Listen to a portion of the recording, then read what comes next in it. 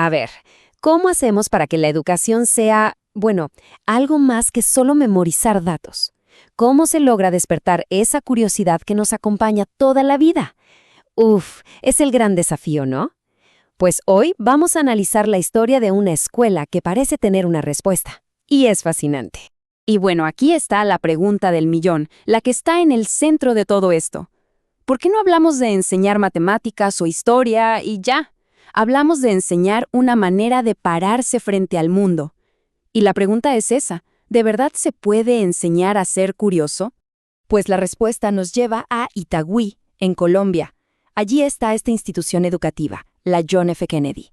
Y ojo, que desde el 2015 vienen trabajando en un modelo pedagógico súper innovador que busca justamente lograr eso, que cada estudiante se convierta en un investigador, pero de su propia realidad. Ok, para entender cómo lo hacen, tenemos que ir al fondo, a la raíz de todo, a la idea central que mueve esta máquina.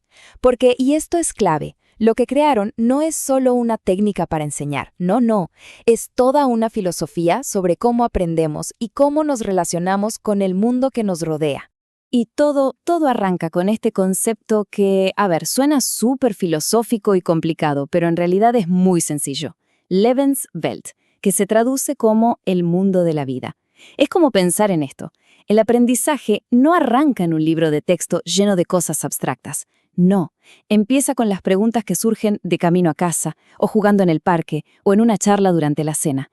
Esa es la materia prima, ¿se entiende? El verdadero punto de partida. Y esta idea del viaje es genial para ilustrar lo que proponen. Se parte de lo patente, o sea, el mundo que vemos, el que conocemos, la realidad del estudiante.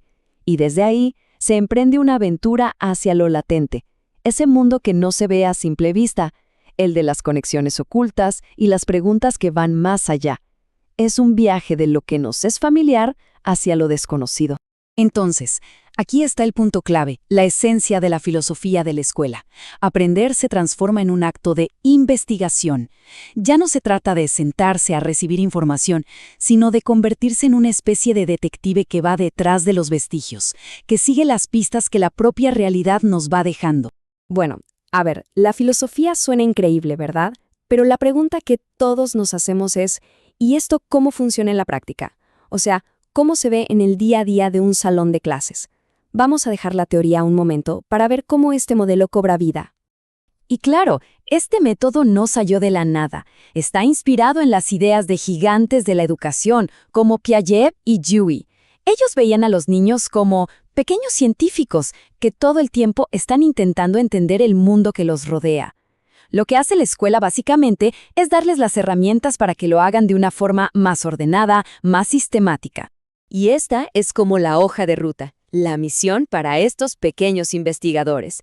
Está basada en los pasos que proponía John Dewey, y la verdad es que se parece muchísimo al método científico. Todo arranca con una experiencia real. De ahí se identifica un problema, se buscan datos, se formula una posible solución o hipótesis, y lo más importante, se pone a prueba. Es sin duda aprendizaje activo en su máxima expresión. Y aquí se ve perfecto cómo la escuela llevó toda esta teoría a un plan de acción súper concreto. Este es, digamos, su mapa oficial. Si vemos los pasos, todo empieza con la planeación de una unidad de estudio. Luego, el foco está en las competencias que se quieren desarrollar, como la capacidad de codificar información o de proponer soluciones. Y todo culmina en la sistematización, que es el momento clave donde el estudiante organiza y reflexiona sobre lo que hizo. Es interesante notar que hasta define el rol del maestro, que no es un instructor, sino un orientador. Es un flujo de trabajo que guía la curiosidad de una forma muy estructurada. Y para que todo esto funcione, se apoya en 5 principios que son como los pilares del modelo. Primero, el aula no es un lugar, es la vida misma. Segundo, lo que se hace tiene que tener un propósito claro. Tercero, tiene que ser divertido, atractivo. Cuarto, se hace en equipo, colaborando. Y el último es fundamental. Si no se organiza y se documenta lo aprendido, es como si nunca hubiera pasado. Hay que sistematizar. Pero al final del día, ¿para qué todo este esfuerzo? ¿Cuál es el objetivo? Bueno, no se trata solo de que los chicos completen proyectos. El verdadero fin es desarrollar un conjunto de habilidades que son cruciales para el mundo de hoy. Y estas son precisamente esas habilidades. En lugar de la típica memorización, el objetivo es desarrollar competencias para la vida. Cosas como saber reconocer e interpretar lo que pasa alrededor, indagar con buenas preguntas, poder comparar y explicar ideas complejas. Y sobre todo, saber argumentar, proponer soluciones y participar en equipo. La meta es formar pensadores críticos y gente que resuelva problemas, no solo que repite información. Ahora, la pregunta del millón, de nuevo.